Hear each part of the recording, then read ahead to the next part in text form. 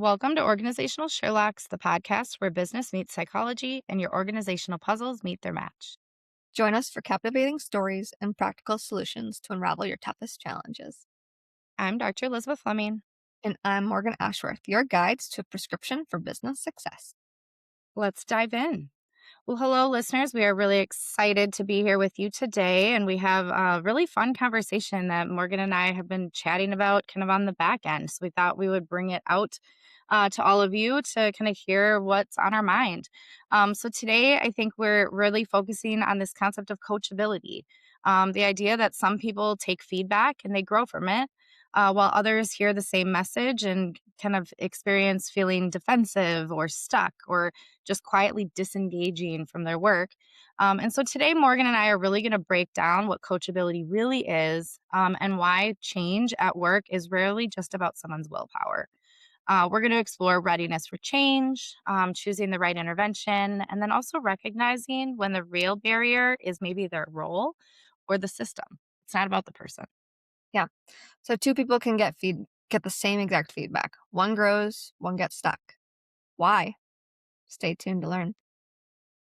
So, I think we should just dive right into it. Elizabeth, I guess I'd like to start it framing in a way of tell us about the overarching theory behind coachability and why we have to start with that theory. Yeah, absolutely. I think that's a great way to kind of start it off. I like to think about it as like a funnel, right? We're kind of going from the bigger high part of the funnel all the way down through. So when I think about coachability, I'm often kind of asking questions of my clients or trying to assess, what kind of mindset does the person kind of engage with, in that moment in time or in that as part of their life. So people might be familiar with the idea of a fixed mindset versus a growth mindset. Fixed mindsets really are just kind of as it sounds, being really fixed and kind of this is just who I am, this is how I am, this is how I act, and not really interested in making a whole lot of change. Whereas folks who are really interested in kind of growing and developing, usually the people who raise their hand first when you say, hey, who wants to go to this conference or this training, right? They might be coming with more of a growth mindset. So being interested in building a new skill set or, treating things like practice. I want to learn. I want to try new things and grow. And so I think when I think about again that funnel, we think about the bigger. What kind of mindset are you bringing into the possibility of coaching and growth overall? Yeah, I think utilizing growth mindset theory, seeing where someone is to start, you need to kind of determine where that person's foundation is. Are they willing to change? Are they not willing? That's so again, it's not necessarily about willpower, but it's about, are they naturally ready to start growing? Are they naturally ready to start developing their mindset? Um, and also, I feel like to lay our framework possibly um, correctly, we should probably discuss the actual definition behind Yeah. coachability.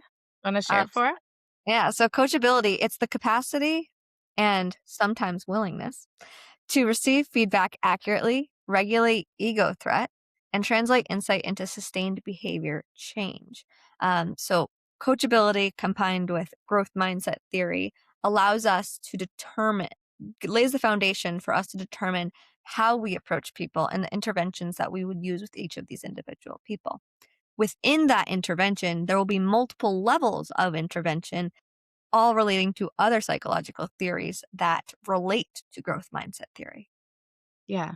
And before we dive into those theories, I do want to just note because I get this question a lot. And actually, in my office, I have a picture of the growth and the fixed mindset with some examples. And I wish I had a picture. Maybe I'll try to take one and post it. But I do want to just note that people can shift their mindset over time. So if you're someone or someone who feels very fixed right now, that doesn't mean that that won't change. And so I just want to kind of open that up and say that there are so many kind of external factors that impact what our kind of where our mindset is, right? And so in a lot of ways as leaders, it's an opportunity to explore that mindset, but also explore the why behind it. Are they feeling stagnant in their role? Are they feeling undervalued or underappreciated? Is that contributing to the fixed mindset? And could that change, right? So I just wanted to lay that out there before we dive deeper into different psychological theories, because I think there's this sometimes this idea that, well, if I have a fixed mindset now, it means I will forever. And that's not necessarily true. Yeah. I think that's a great your relation to the idea that, like, kind of your personality can shift too. And I mean, we can think of it like in the big 5, openness, someone's openness to experience. Um, you might be more open in some scenarios than other scenarios. For example, you might be open to travel and seeing other cultures, but you might be more closed minded in the sense of, or fixed minded in the sense of, say, like a work process or something, or the route you take to work, even, something as small as that. And so I guess on a more granular level, for those that don't have that psychological education backing them, think of the openness, and you can start there and think of that with your people or even with yourself if you're going into coachable natures. Yeah. Yeah, and I wanna just add one more thing, 'cause it made me think about something that you said. I mean, like, so from a psychology standpoint or a psychological standpoint, right? To your point about personality, like, I think it's important for us to distinguish between personality and behavior, because while our personalities are generally kind of defined for the most part, usually in our early 20s or so, when I'm getting too probably in depth when our frontal lobe is developed. Um, anyway, not the point. That usually happens around 25, a little bit earlier for some than others. But we won't get into the deep, deep, dark parts of psychophys or anything. But I will say, though, that the way that that personality manifests and how it shows up in behavior, you have a lot more control over that, right? And I think I've given this example on the podcast before, but you can be someone who is very assertive. That's unlikely to change, right? You're not going to end up 10 years down the line not being assertive, right? But the way that you assert your opinions or your thoughts may change. And that's really that manifestation of the behavior versus the attribute itself. Does that make sense? Yes. No, I think that's a great way to show that, you know, you might have like a personality kind of range in a way, and you're going to stay within that. But the way you express it will be differently will be different. Same idea of when you're having an argument, and the next time you approach a similar situation, you approach it differently. You've learned from it, and I would argue it's similar in the way that you express your personality.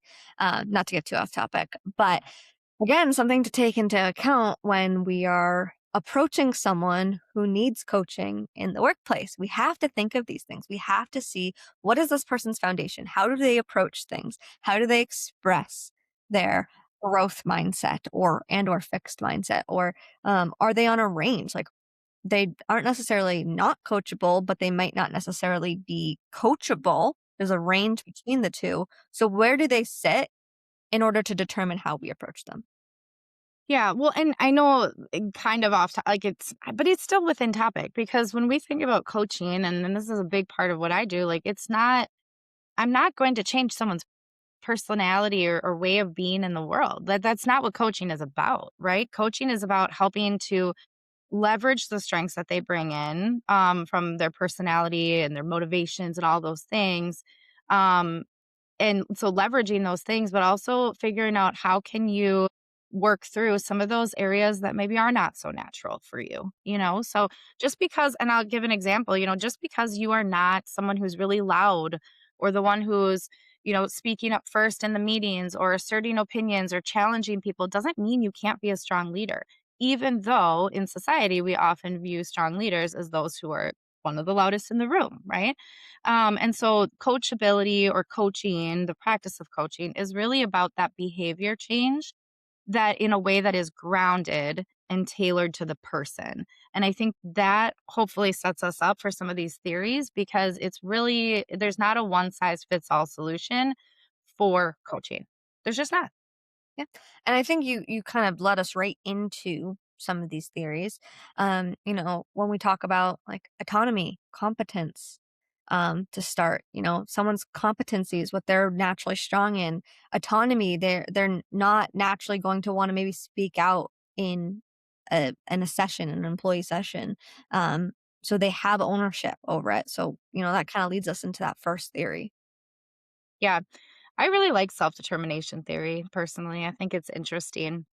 Um, and it's an interesting way to just kind of observe and think about, the people that I coach or the people that I work with, even myself sometimes, kind of doing some of that internal reflection. But yeah, I mean, you mentioned autonomy and competence. And I think psychological safety, the environment, the system also really matters when we think about self-determination theory and how people kind of engage with change, if people don't have choice, like, think about it. I mean, if you think about, Morgan, when you and I were kids, right? Like, if our parents didn't give us choices, we were much more likely to push back. Is that Yeah. fair?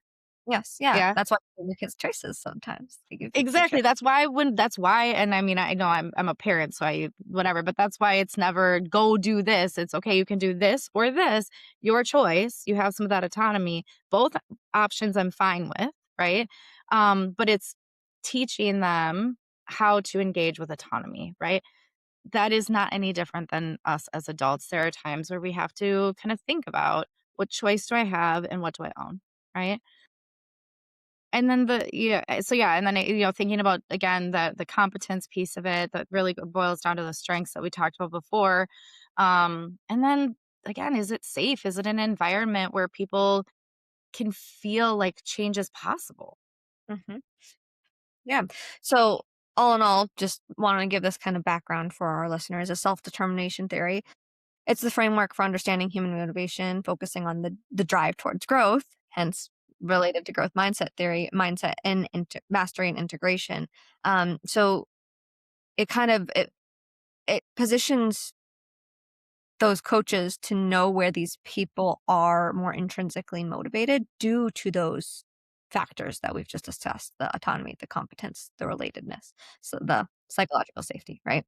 Again, I always like to say this, I always like to paraphrase psychological safety. We're talking about it in a scientific term. I know a lot of leaders, a lot of business owners, they kind of roll their eyes at that term, and I can say it from personal experience because when it's not used appropriately, um, we had to think of psychological safety as in the feeling as though they can make moves, they can problem solve, they can make decisions and feel confident in expressing what their opinions are. Obviously, in a respectful, correct manner, yes, but it's the ability to voice concerns, the ability to do those things, not the need to console them, if that makes sense. Yeah. So I Yeah. always like to Actually, paraphrase that.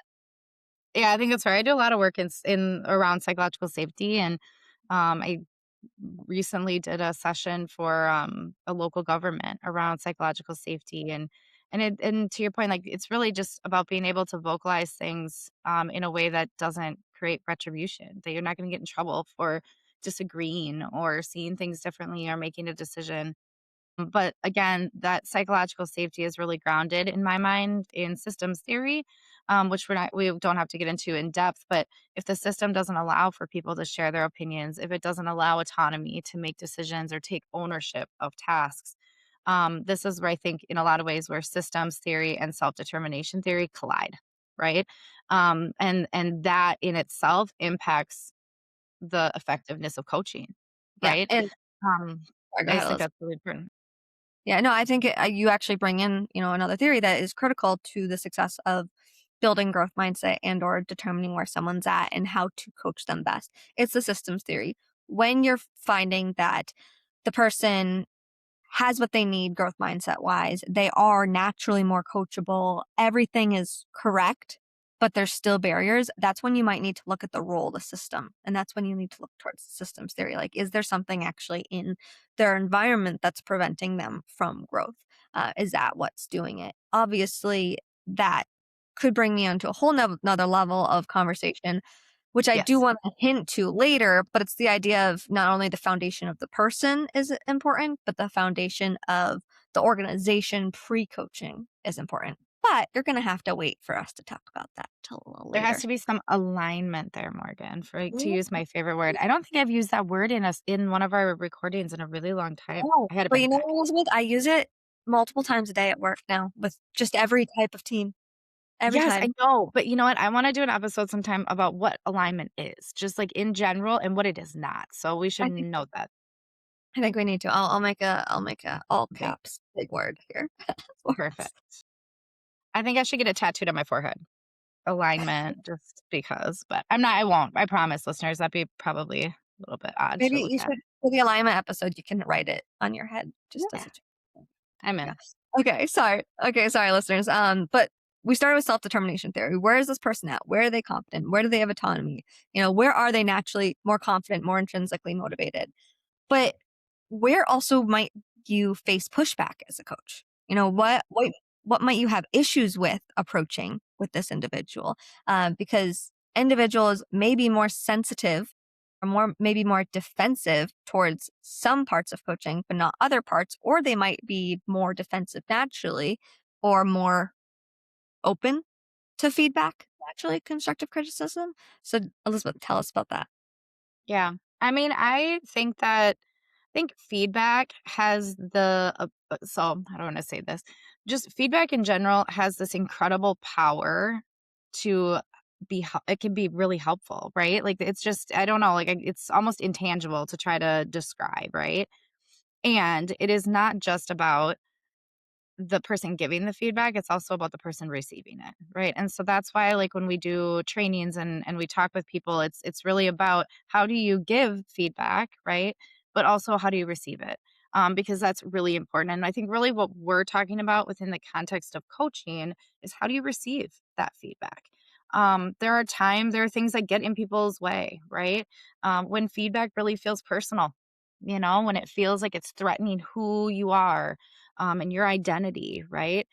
Our natural reaction as humans is to protect ourselves, right? And I think that makes sense. Like, if I felt like I was being threatened by a scary looking big dog, I would want to protect myself, right? Same is true when it comes to feedback. And so I think there's a few different ways that that kind of comes up, and we think about them as being more about those defense mechanisms. We talked about it earlier as ego threat, and without getting too far into the ego, the id, and the super ego, which are, if you're interested, it's kind of an interesting theory about what's happening for us. But when something threatens our identity or our ego, right? There's a tendency to protect us or want to protect ourselves. So, Yes. I mean, the term ego is used in pop culture very naturally. yes, Usually, it's used more as a I like don't a know, negative thing. as a negative term, as an Yeah. insult. This person's egotistic, for Hmm. example, or they have a large ego. But if we think of it on a lower side, everyone has an ego of some sort, and different levels of egos. Some people might have a larger, more defensive one. They might have a lower one, or maybe they have, low self esteem, which usually plays into issues with ego. And, but all in all, people will likely be defensive. It's just a matter of how defensive they are, I guess I'd But how argue. they work through it when they Mhm, are defensive as well, you mhm. know? Yeah. I think it's But like how this when I think about ego, it's like how sophisticated is that? Like how, and I think as we get older, oftentimes, we get to know ourselves a little bit more a little bit I mean, I know I'm generalizing, but we tend to I don't know, how do I say, like, just your ego becomes stronger as you age, because you know yourself more. You've experienced life. You've had experiences. self-determination theory plays in, right? But all in all, even when we relate it back to systems theory, so the system and is the system the problem, or could the person partially be at fault for some of these issues with growth mindset? When we think of systems, the way in which feedback is given is critical to think on. I would love to I know we've given a groundwork for theories. I think we've talked about a lot of them through and through. I think we've maybe alluded to them or talked directly about them. But I think we could talk more on, a coachability check and that foundation I hinted towards earlier, not just the foundation of the person, but the foundation of the organization too. Yeah. Yeah. I think that makes perfect sense. You wanna Yeah. take it away? Yeah, sure. I would love to start with this 6-question coachability check. One, Do they get curious or litigate feedback? So that relates back to ego and defense mechanisms. Can they name impact without over explaining intent? Can they stay regulated? Will they run small experiments for 2 weeks? So this is the whole idea of like once you're in those sessions, those coaching sessions, do they invite accountability and follow up? Is the system reinforcing the new behavior? So again, we get into the system question too. So these questions are a really great example to determine where you're at coachability wise, where you're at growth mindset wise with an individual. And that helps you determine how you're going to approach them. Um, if you're finding that there's systems issues, then you need to look at what to do when coaching isn't enough. And that's when you look at the foundation of the organization. Yeah.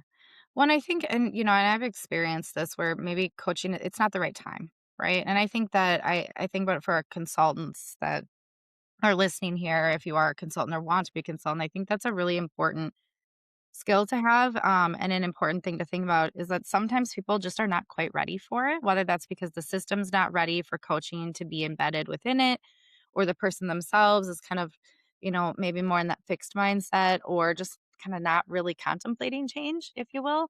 Um, there is there's a part of being a consultant where you have to say, right now might not be the right time, but let's think about how we can begin to prep this person and help them learn so that coaching will be effective. Because, and I know I've said this to you, Morgan, there is nothing worse as a consultant, but I think also as a coachee, than having it feel like it's a waste of your time. Yes. That coaching is a waste of your time. Like that, there's nothing worse than that. Like I've experienced it early on in my career, and that was like, I think about it even today, like, I wish I just would have said, "Now is not the right time." Right? We have more other work needs to be done before we can really jump into the depth that we need to help you be effective. Yeah. And to bring our, off recording conversation in, it's the idea of, also, do you have a more, I guess, professional coach, or do you have a more like natural internal coach too? And I would argue that, bringing a professional coach in is so critical to the success of a coaching system. But I do think you need to start with that informal coaching within the organization where it builds expectations towards feedback, towards growth, towards development. It starts to create the non-negotiables and why then coaching might become critical for this person. It develops the behavior metrics that you are looking at when per- using performance management systems, but then also again why you're lays the foundation for why you're bringing that professional coach in. So, there's a huge difference between informal coaching and professional coaching. But I tend to argue that informal coaching is the way to prepare someone for professional coaching, as long as it's done correctly. Yeah. I agree, and honestly, I've seen a lot of organizations, people I've worked with or not, that have actually started bringing speakers in to organizations with their leadership teams, to help them kind of learn how to do some of that informal coaching, right? Yes, it's a little bit more not scripted, but a little bit more methodical, if you will. How do you give that feedback? What does that look like? And so people have been doing that.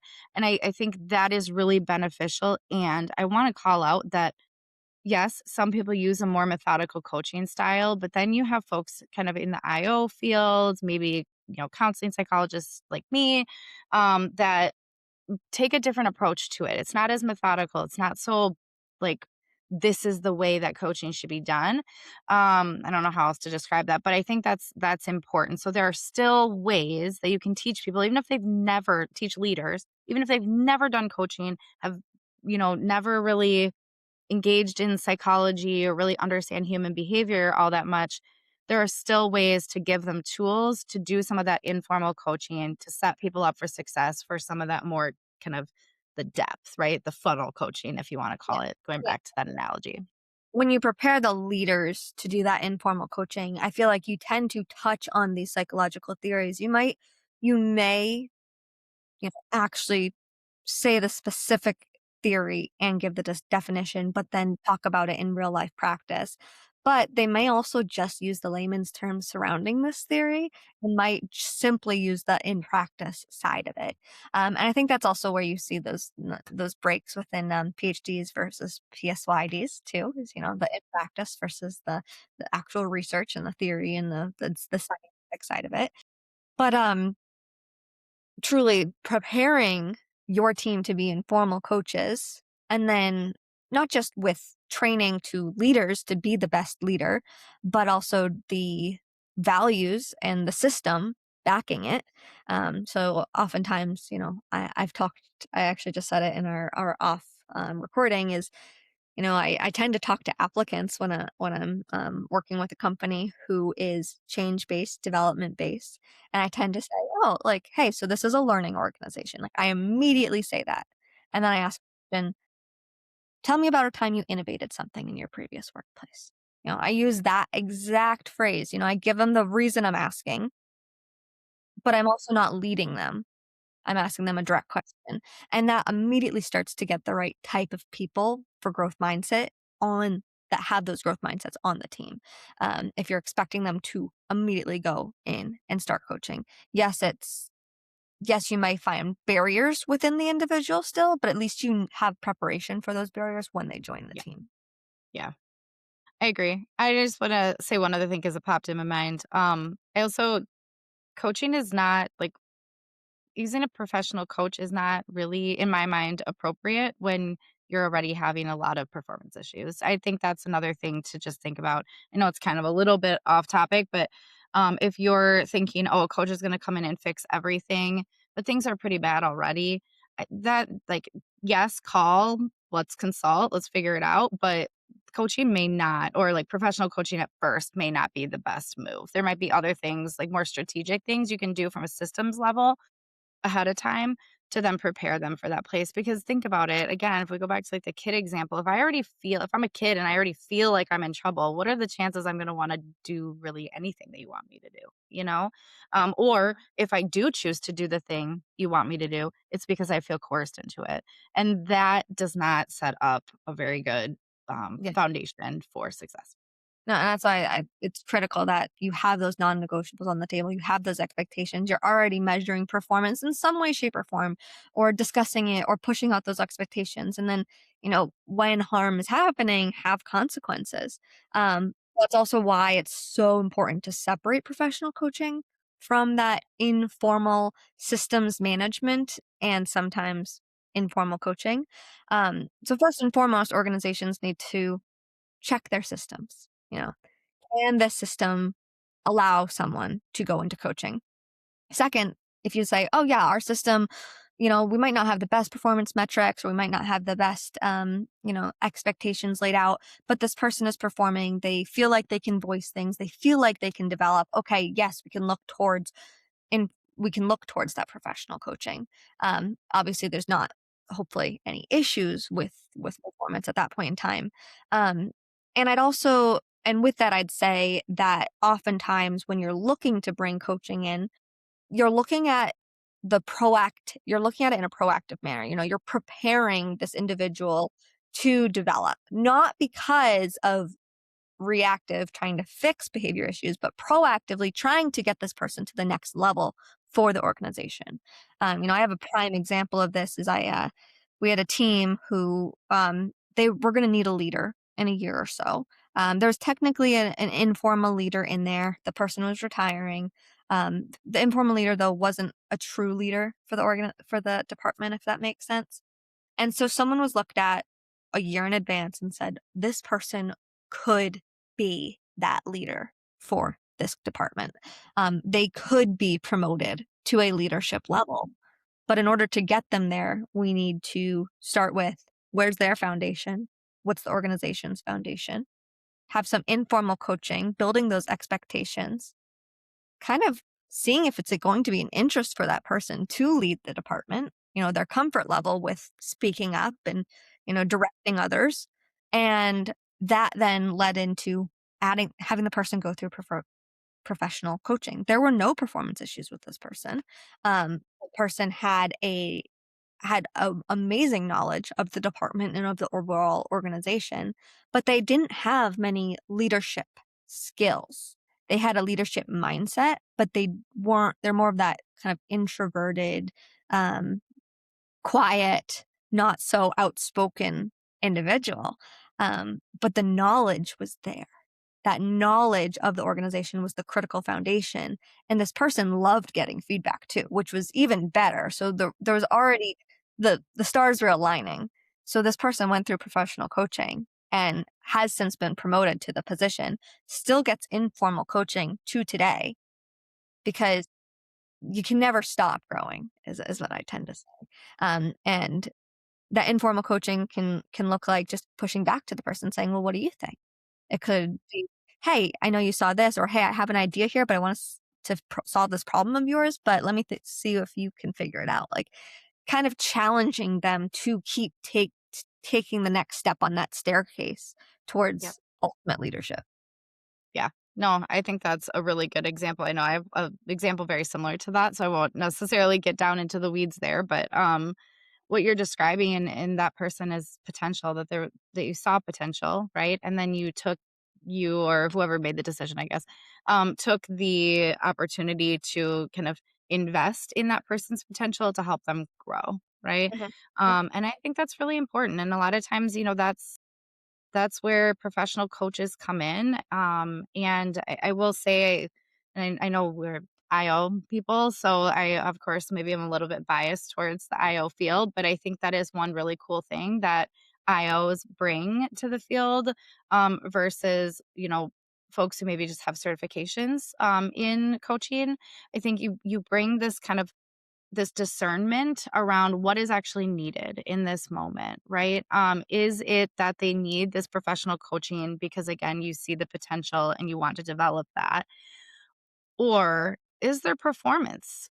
Are there performance issues that are happening, right? And if that's the case, it doesn't mean that someone like us wouldn't be a good fit. It just means that we wouldn't probably be doing coaching.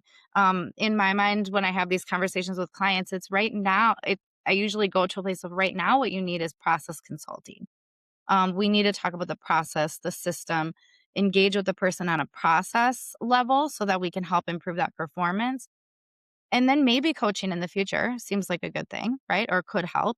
But I think that is important. And I would encourage anyone who maybe is, thinking, gosh, I can think of an exact person that this might be helpful for, whatever, to reach out to a professional coach, reach out to us. Like we're happy to kind of help you navigate and figure out maybe what is needed right now.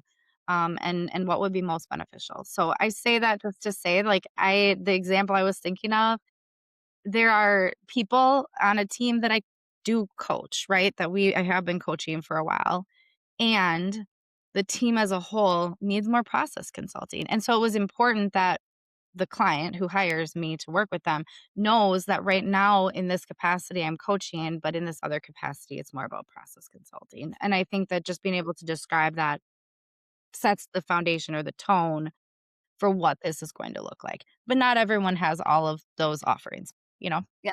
Yeah, exactly. And I think I would agree with you. Also working with, an IO consulting organization that might have multiple pieces of it going on. So that there's multiple people who have maybe different specialties, for example, Elizabeth's consulting company. But I think, Elizabeth, you kind of have added back without using the term alignment. It's the alignment of the process and the alignment of the actual goal of coaching, putting them together. Um, and really dictates why determining the correct intervention is the most critical part to start with.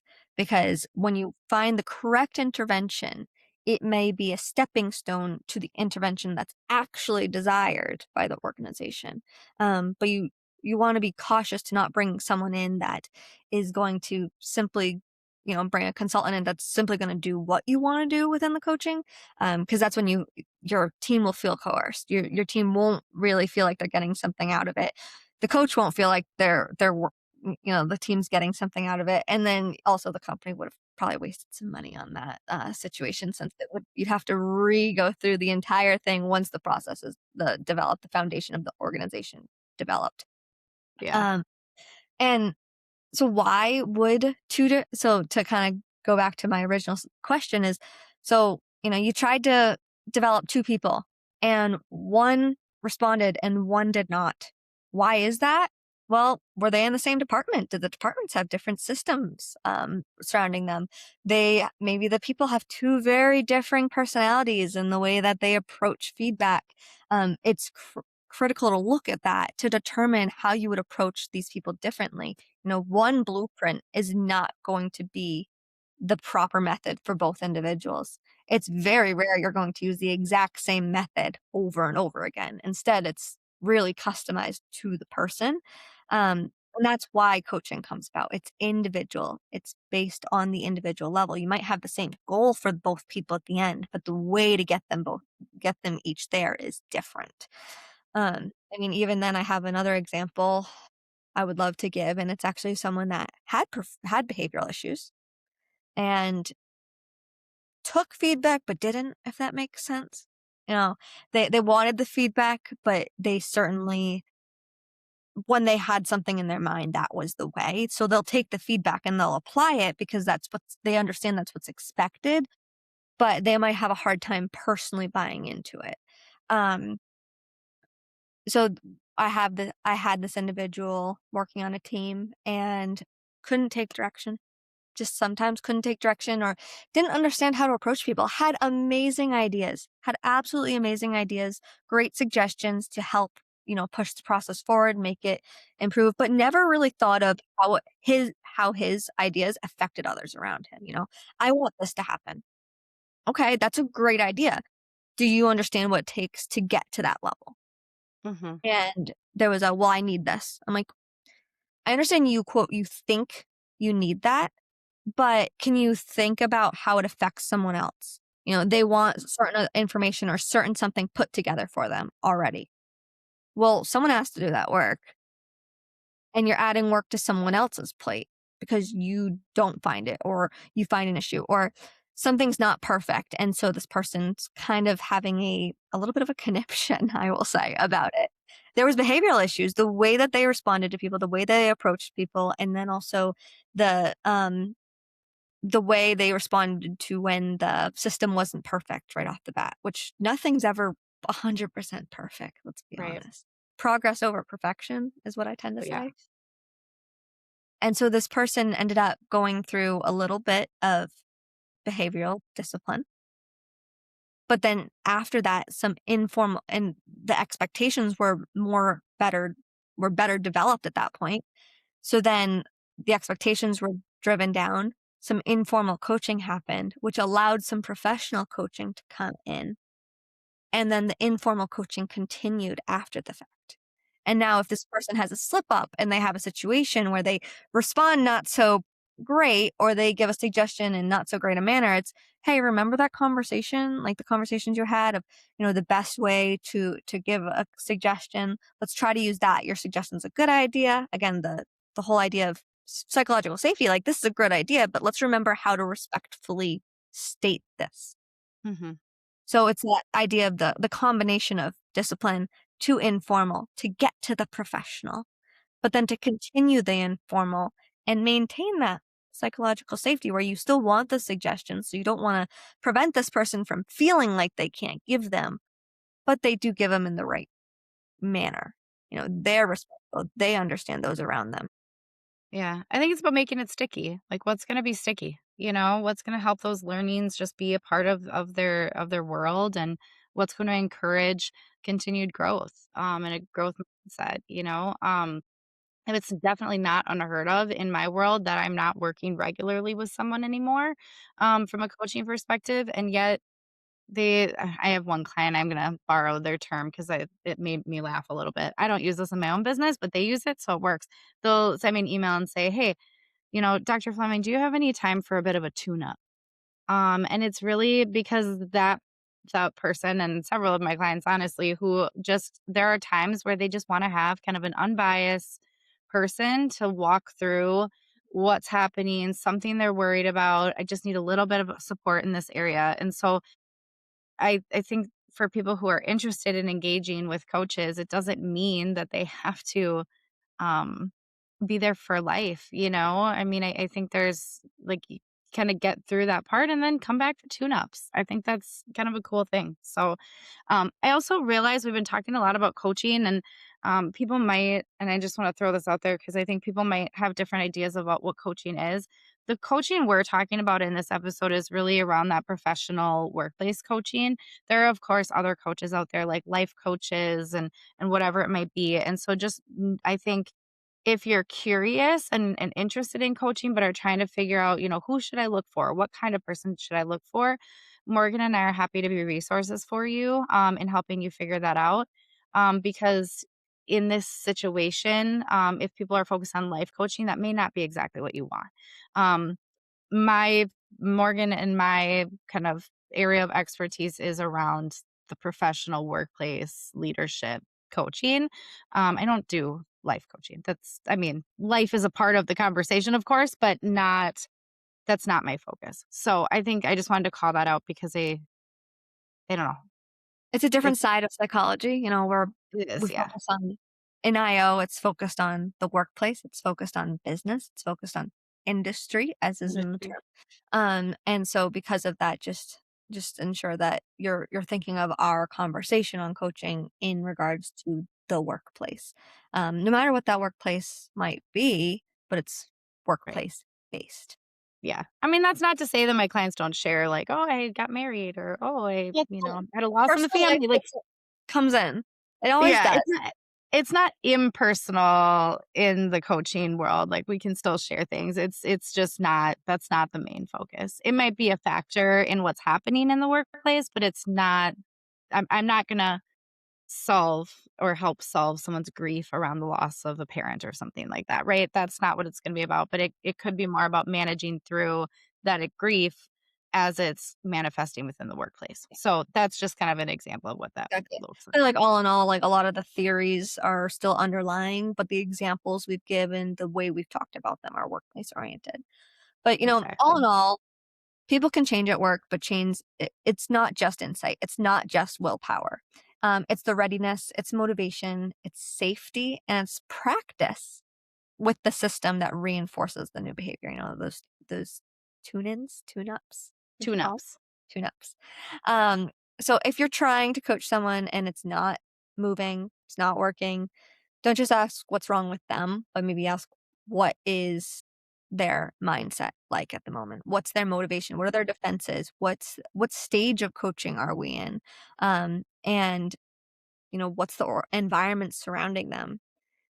If and where what has stuck and what hasn't stuck too, I guess is a question to have. So all in all, sometimes coaching it might not be the right time for coaching, but if you're already in that coaching session, take a step back. Ask those questions about the person and about the system. See if those expectations are driven and see if you're simply trying to solve behavioral issues. You might not be doing the right thing at that point in time. And if you're looking at bringing coaching in and you're not sure if it's the right time, most coaching organizations will or IO organizations will offer a consult. And we are here to support you. So just let us know. Um, because sometimes it just helps to get kind of an outside perspective on where you're at. So, with that, listeners, this concludes another intriguing episode of Organizational Sherlocks. I'm Elizabeth Fleming. And I'm Morgan Ashworth, reminding you that the journey to success is an ongoing investigation. Stay curious, stay strategic, and keep utilizing insights to decode your business mysteries. Join us every Friday for your next Who Done It. This is Organizational Sherlock's closing today's case. We will see you next time.